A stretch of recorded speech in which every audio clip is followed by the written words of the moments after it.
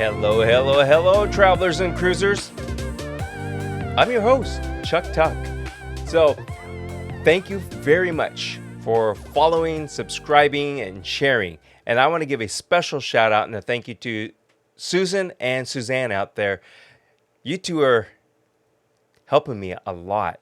And for all of you out there, whoever is helping and doing all kinds of stuff for me to try to grow this channel, I really appreciate it. So, today's news. It's been a long time coming, but we're still far from being where we want to be for the cruise line, cruise industry. I mean, me, and I'm pretty sure all of you out there, because you're watching and listening to this, you want to get back out there and where things are normal. And what I mean normal is with all of the cruise lines, cruise ships available for us to go on there. Not, it doesn't have to be where we are masked or unmasked or separated. I would just like to have more of the options out there to go on these different itineraries rather than just a handful.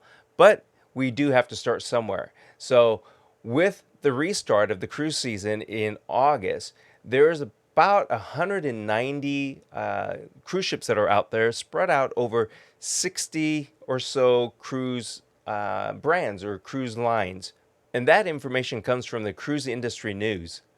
So what that means with the 190 plus ships, that's approximately 250,000. So 250,000 paying passengers potentially could be on these cruise ships. And that is really good for the cruise lines because, as we all know, the past year and a half, they have not been making any money, but they've been trying to stay afloat. They still had to pay the bills, just like all of us, whether we lost our jobs or we were making less money, we still had rent and mortgages, and we still had to buy food and everything. Same thing with the cruise line, the cruise industries, the cruise companies. They had to maintain their headquarters. They had to keep people employed. They had to maintain the ships. So there was a lot of money there. So consequently, when we were so used to all these great deals for cruising, we may not see as low of a price for right now. But still, cruising, I believe, as a whole, has a great value when you go on a vacation.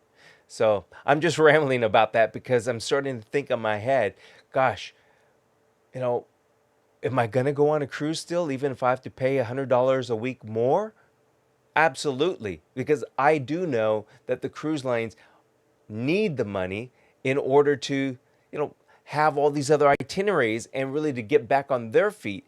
And at least down the road sometime when things are back to what we would call normal, we're going to see those great deals again out there. So to me, with the biggest part of the Restart Cruise News, as I call it, is the Alaska cruise season, because I think a lot of us were very, very concerned that there would be no cruising at all in Alaska. But I went to the Seattle Port cruise calendar and I counted up how many cruises are going to Alaska, or at least departing out of Seattle area, which means that it would probably count some of the coastal cruises. And there was about 70 of them between now, August, and through October. And again, this information came directly from the Port of Seattle cruise schedule, their calendar that they have. So it lists all the cruise lines, it doesn't say the itinerary, but the dates and things like that. And again, there's about 70 of them. But this news is as of June 16, 2021.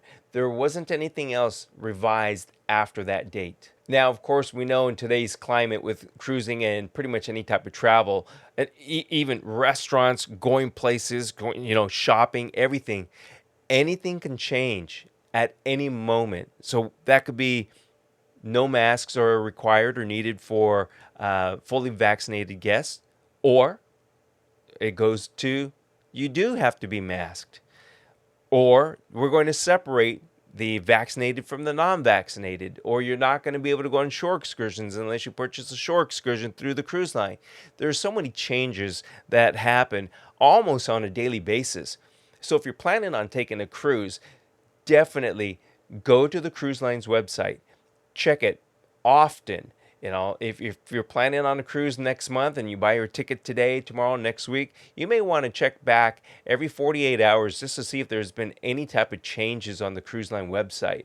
That's in the best interest of you and for the cruise line.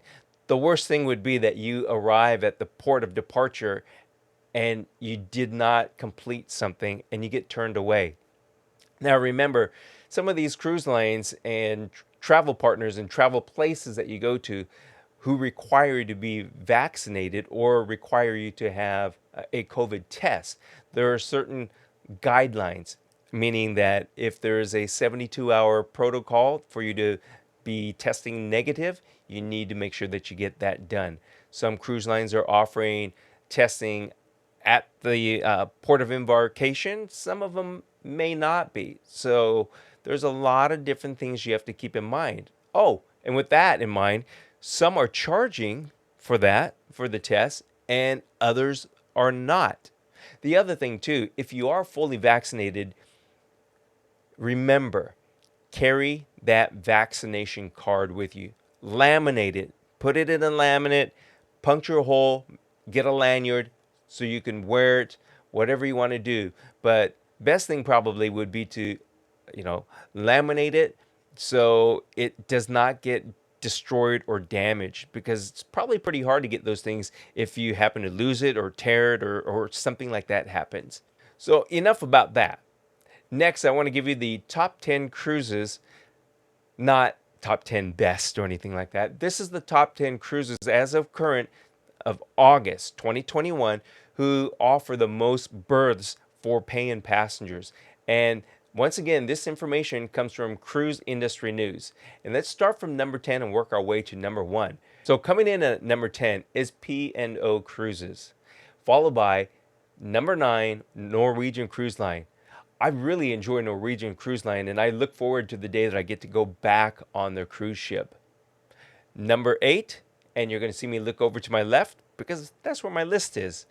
Can't remember all these.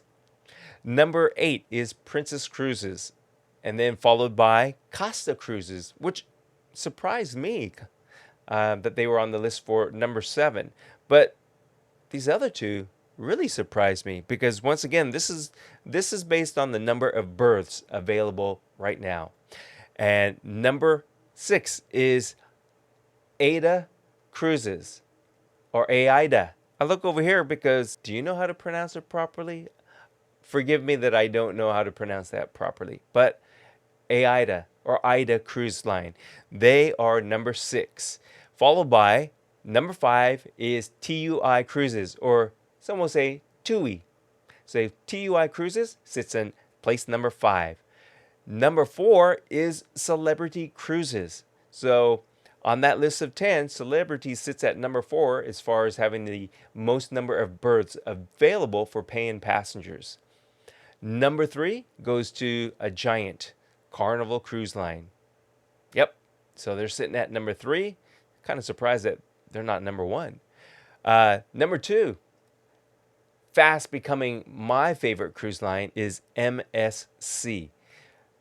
What do you think? Put in the comments who you like best as far as cruise lines go, and maybe even what cruise ship that you enjoy being on the most, or what cruise line or cruise ship you want to go on that you haven't been on. So again, put it in the comments below. Okay, number 1, and I'm sure that all of you have already guessed it because it's another behemoth, a giant, and I haven't mentioned them yet. It's Royal Caribbean International. So currently, as of August 2021, they are offering the most berths available for paying passengers. I'll mention it again. Paying passengers is key to the cruise line coming back. Not only with the cruise lines working with the CDC and the different ports of call, but really passengers willing to pay to go on the cruises. Because I think right now we've been so used to seeing some fantastic deals on cruise lines, and we may not see that good of deals currently, or what we've been used to. And it could be a year, maybe 2 years before we see those, fantastic deals. Just as an example, I found one at one point in time that departed out of Denmark for 11 days and took you up through uh, St. Petersburg for $900.